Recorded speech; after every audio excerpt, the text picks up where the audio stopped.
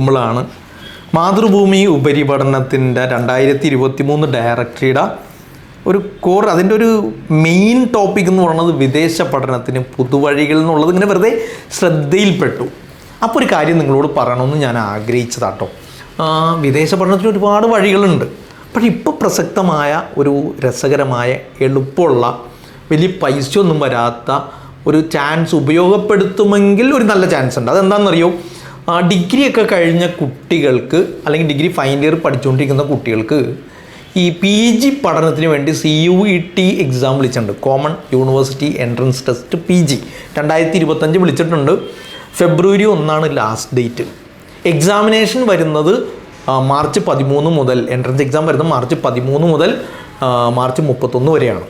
അതും ഈ വിദേശ പഠനവും തമ്മിൽ എന്തായിരിക്കും ബന്ധമെന്നായിരിക്കും നിങ്ങൾ എന്നോട് ചോദിക്കുക. സാധാരണ വിദേശ പഠനം നമ്മൾ ഒരുപാട് പൈസ ചിലവാക്കണം അല്ലേ? ഒരുപാട് 10, 15, 20 ലക്ഷം. അത് തന്നെ നമുക്ക് നല്ല യൂണിവേഴ്സിറ്റി ഒന്നും കിട്ടിക്കൊള്ളണം എന്നില്ല.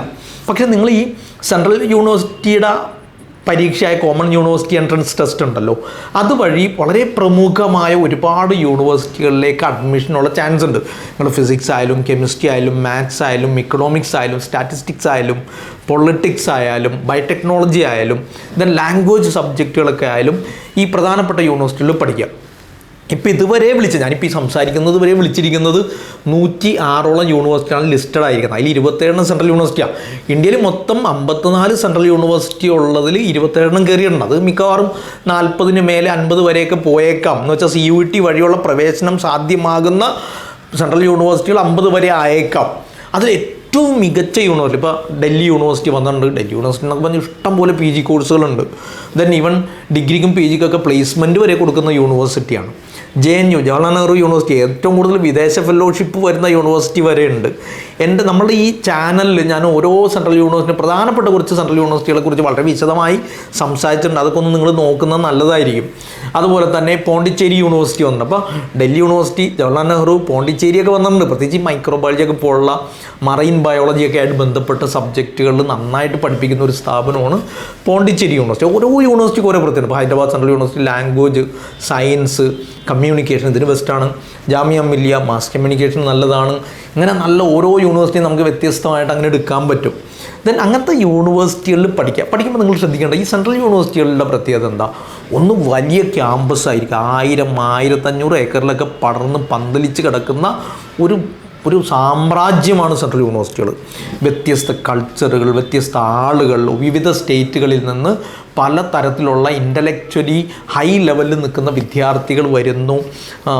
ഹയർ സ്റ്റഡീസിനെ കുറിച്ച് വളരെ വ്യത്യസ്തമായ കോൺസെപ്റ്റുകളുള്ള ഒരുപാട് വിദ്യാർത്ഥികൾ അവരുമായിട്ട് ഇൻട്രാക്ട് ചെയ്യാൻ പറ്റും.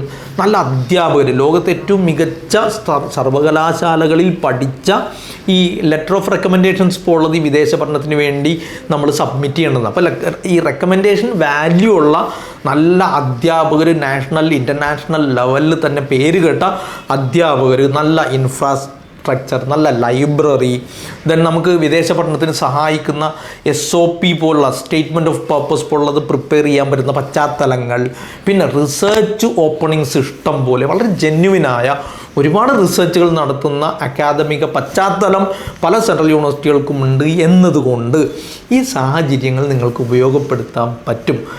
ഒരുപാട് കോഴ്സുകളുണ്ട്. ഈ കോഴ്സുകൾ തന്നെ നമ്മൾ ടെസ്റ്റ് വിളിച്ചിട്ടുണ്ടല്ലോ. ഈ ടെസ്റ്റിൽ 120-ലധികം ടെസ്റ്റ് പേപ്പറുകളുണ്ട്. ഈ 120-ലധികം ടെസ്റ്റ് പേപ്പറുകൾ വെച്ചുകൊണ്ട് നമുക്ക് ഒരുപാട് കോഴ്സുകൾ, ഇപ്പോൾ ഒരാൾ കെമിസ്ട്രിയാണ് പഠിച്ചതെങ്കിൽ അയാൾക്ക് കെമിസ്ട്രി മാത്രമല്ല, അയാൾക്ക് ലാംഗ്വേജ് അപ്ലൈ ചെയ്യാം, അയാൾക്ക് വേണമെങ്കിൽ MBA അപ്ലൈ ചെയ്യാം, അയാൾക്ക് MSW അപ്ലൈ ചെയ്യാം, MPH എടുക്കാൻ വേണമെങ്കിൽ ഇങ്ങനെ കുറേ കോഴ്സുകൾ നമുക്ക് അപ്ലൈ ചെയ്യാൻ പറ്റും. അപ്പോൾ നിങ്ങൾക്ക് ഇഷ്ടമുള്ള പ്രിഫറൻസ് ഉള്ള, ഇപ്പോൾ ഒരാൾ ഇക്കണോമിക്സ് കഴിഞ്ഞു, ഇക്കണോമിക്സ് കൊടുക്കണം, ഡെവലപ്മെൻറ്റ് സ്റ്റഡീസ് കൊടുക്കണം, അയാൾക്ക് ഇൻ്റർനാഷണൽ റിലേഷൻസ് കൊടുക്കണം, അയാൾക്ക് സോഷ്യൽ വർക്ക് കൊടുക്കണം, HR കൊടുക്കണം. ഇതൊക്കെ അയാളുടെ പ്രിഫറൻസ് അനുസരിച്ച് ഒരു 4 നമുക്ക് സബ്ജക്റ്റ് ടെസ്റ്റുകൾ സെലക്ട് ചെയ്യാം. കോഴ്സ് നമുക്ക് എത്ര വേണമെങ്കിലും അപ്ലൈ ചെയ്യാം. ഇതിന് ജനറലായ ടെസ്റ്റുണ്ട്, ആ ടെസ്റ്റും നമുക്ക് ഉപയോഗിക്കാം. അപ്പോൾ നിങ്ങൾ ശ്രദ്ധിക്കേണ്ടത് എന്താ? ഒരാൾ ഈ സെൻട്രൽ യൂണിവേഴ്സിറ്റിനെ പരമാവധി ഉപയോഗപ്പെടുത്തുക. ഇപ്പോൾ കോമൺ യൂണിവേഴ്സിറ്റി എൻട്രൻസ് ടെസ്റ്റ് എന്ന് പറയുന്നത് സെൻട്രൽ യൂണിവേഴ്സിറ്റിക്ക് മാത്രമുള്ളതല്ല. 54 27 ഇതുവരെ വന്നു, 40 ഇനി വന്നേക്കാം, 40 മേലെ ആയേക്കാം. ഏതാണ്ട് ഒരു 40-ലധികം പ്രൈവറ്റ് യൂണിവേഴ്സിറ്റി ഉണ്ട്. ഇത് വന്നിട്ടുണ്ട്, ഇപ്പോൾ നിലവിൽ വന്നിട്ടുണ്ട്. അത് 200-ന് അടുത്തേക്കൊക്കെ പോയേക്കാം കേട്ടോ. അതുപോലെ തന്നെ സർക്കാർ സ്ഥാപനങ്ങൾ, നല്ല രസകരമായ സ്ഥാപനങ്ങളൊക്കെ വരുന്നുണ്ട്. അപ്പോൾ നമ്മളിപ്പോൾ യൂണിവേഴ്സിറ്റി മൊത്തത്തിൽ എടുത്തു നോക്കിയാൽ ഞാൻ ഡൽഹി പറയും, പോണ്ടിച്ചേരി പറയും, അതുപോലെ തന്നെ ഇപ്പോൾ നിലവിൽ വന്നത് Jawaharlal Nehru university, Tata institute of social science ഉണ്ട്, ടിസ് ഉണ്ട്. ടിസ് മുമ്പ് ടിസ്നെറ്റ് ആയിരുന്നു, അതിപ്പോൾ നേരെ ഈ CUET വഴി ആക്കിയിട്ടുണ്ട് പ്രവേശനം. MSW ഇന്ത്യയിലെ ഏറ്റവും നല്ലത്, MHRM ഇന്ത്യയിലെ ഏറ്റവും നല്ലത് കൊടുക്കുന്നത് ടിസ്സാണ്. അതുപോലെ അത് മാത്രമല്ല, നമുക്കിപ്പോൾ Indian Institute of Mass communication എന്ന് പറയുമ്പോൾ തന്നെ നമ്മുടെ മനസ്സിൽ വരുന്ന പ്രധാനപ്പെട്ട ഇൻസ്റ്റിറ്റ്യൂട്ടുകളിലൊന്ന് AJ കിദ്വായി ജാമിയ മില്ലിയാണ്. അത് കഴിഞ്ഞിട്ട് വരുന്നൊരു ഇൻസ്റ്റിറ്റ്യൂട്ടാണ് Indian Institute of Mass Communication. അവിടെ MA കോഴ്സ് 3 ഉണ്ട്, അതുപോലെ ഒരു PG ഡിപ്ലോമ ഉണ്ട്. അതൊക്കെ ഈ CUET വഴി അപ്ലൈ ചെയ്യാം. Indian Maritime University MTech programme ഉണ്ട്, MBA ഉണ്ട്. ദെൻ അത് MBA തന്നെ ഒരുപാട് സ്ഥാപനങ്ങൾ, Indian Institute of Tourism and Travel മാനേജ്മെൻറ്റുമായിട്ട് ബന്ധപ്പെട്ട് IITTM ഉണ്ട്. ദെൻ ഇങ്ങനത്തെ കുറേ രസകരമായ institute, Gandhigram Rural, Amity University, then അങ്ങനത്തെ കുറേ നല്ല രസകരങ്ങളായ യൂണിവേഴ്സിറ്റികളും സ്ഥാപനങ്ങളും വരുന്നു എന്നതാണ് ഈ കോമൺ യൂണിവേഴ്സിറ്റി എൻട്രൻസ് ടെസ്റ്റ് ദേശീയ തലത്തിൽ എഴുതി പ്രവേശനത്തിന് ശ്രമിക്കുമ്പോഴുള്ള ഏറ്റവും ആകർഷകമായൊരു കാര്യം അതാണ്. ഈ ടെസ്റ്റിൻ്റെ രീതി എന്ന് വെച്ച് കഴിഞ്ഞാൽ 90 മിനിറ്റുള്ള എന്ന് വെച്ചാൽ 1.5 മണിക്കൂർ കൊണ്ട് എഴുതാൻ പറ്റുന്ന 75 multiple choice objective type questions ഉള്ള ഒരു ടെസ്റ്റ് പേപ്പറാണ് ഉണ്ടാവുക. അപ്പോൾ ആ ടെസ്റ്റ് പേപ്പർ നമുക്ക് സബ്ജക്റ്റിനനുസരിച്ച് ചൂസ് ചെയ്യാം. ഇപ്പോൾ നിങ്ങൾ ഇക്കണോമിക്സ് ആണെങ്കിൽ ഇക്കണോമിക്സ് സബ്ജക്ട് പേപ്പർ ടെസ്റ്റ് പേപ്പറായിട്ട് എടുക്കാം. നിങ്ങൾ ആഗ്രഹിക്കുന്നത് സോഷ്യൽ വർക്കുമായിട്ട് ബന്ധപ്പെട്ട് സോഷ്യൽ വർക്കിൻ്റെ ഒരു ടെസ്റ്റ് പേപ്പർ ഉണ്ടാവും. ദെൻ അങ്ങനെ ജനറൽ ടെസ്റ്റ് ഉണ്ടാവും, ചിലത് ജനറൽ ടെസ്റ്റാണ്. ഇക്കണോമിക്സ്, ദെൻ അതുപോലെ ഫിസിക്സ് ആണെങ്കിൽ ഫിസിക്സ്, കെമിസ്ട്രി എടുത്താൽ നമുക്ക് ബയോകെമിസ്ട്രി പോലുള്ളതൊക്കെ അപ്ലൈ ചെയ്യാം. ഇങ്ങനത്തെ കുറേ ടെസ്റ്റ് പേപ്പറുകൾ വരുന്നുണ്ട്. അപ്പോൾ നമുക്ക് പ്രിഫറൻസ് അനുസരിച്ച് നിങ്ങൾ കോഴ്സിന് ആഗ്രഹിക്കുന്ന കോഴ്സിൻ്റെ ഒരു പ്രിഫറൻസിനനുസരിച്ച് ഓരോ യൂണിവേഴ്സിറ്റി, ഇപ്പോൾ നമ്മൾ സൈറ്റിൽ കയറി കഴിഞ്ഞാൽ യൂണിവേഴ്സിറ്റീസ് എന്ന് പറഞ്ഞു, NTA സൈറ്റിൽ കയറിയ യൂണിവേഴ്സിറ്റീസിൻ്റെ ഒരു ലിങ്ക് ഉണ്ട്. ആ ലിങ്കിൽ ക്ലിക്ക് ചെയ്ത് കഴിഞ്ഞാൽ ബാനർ ലിങ്ക് ഉണ്ട്, ബാനർ ലിങ്കിൽ ക്ലിക്ക് ചെയ്ത് കഴിഞ്ഞാൽ ലിസ്റ്റഡ് യൂണിവേഴ്സിറ്റികൾ മുഴുവൻ നമുക്ക് ഇങ്ങനെ കാണാം. First central university, private university, deemed university, government institutes എന്നൊക്കെ പറഞ്ഞ് നമുക്കിങ്ങനെ കാണാം. അപ്പോൾ ഓരോ യൂണിവേഴ്സിറ്റിയും പേരിൻ്റെ മേലെ കൊണ്ടുപോയി ക്ലിക്ക് ചെയ്ത് കഴിഞ്ഞാൽ അവിടെയുള്ള കോഴ്സ്, ആ കോഴ്സിന് അഡ്മിഷൻ കിട്ടണമെങ്കിലുള്ള ടെസ്റ്റ് പേപ്പർ എന്ത്, ഇതിൻ്റെ അതിൻ്റെ എലിജിബിലിറ്റി എന്ത്, ഇങ്ങനെ വളരെ കൃത്യമായിട്ട് കൊടുത്തിട്ടുണ്ട്. അപ്പോൾ 4 ആപ്ലിക്കേഷൻ കൊടുക്കുമ്പോൾ നമ്മൾ ഓൺലൈനായിട്ടാണ് ആപ്ലിക്കേഷൻ, വേറെ പരിപാടിയൊന്നുമില്ല. ഫീസ് 1400 രൂപയാണ് ജനറൽ കാൻഡിഡേറ്റ്സിന്. ആ 1400 നമ്മൾ ഫീസ് അടച്ചു കഴിഞ്ഞാൽ 2 പേപ്പർ നമുക്ക് എഴുതാം.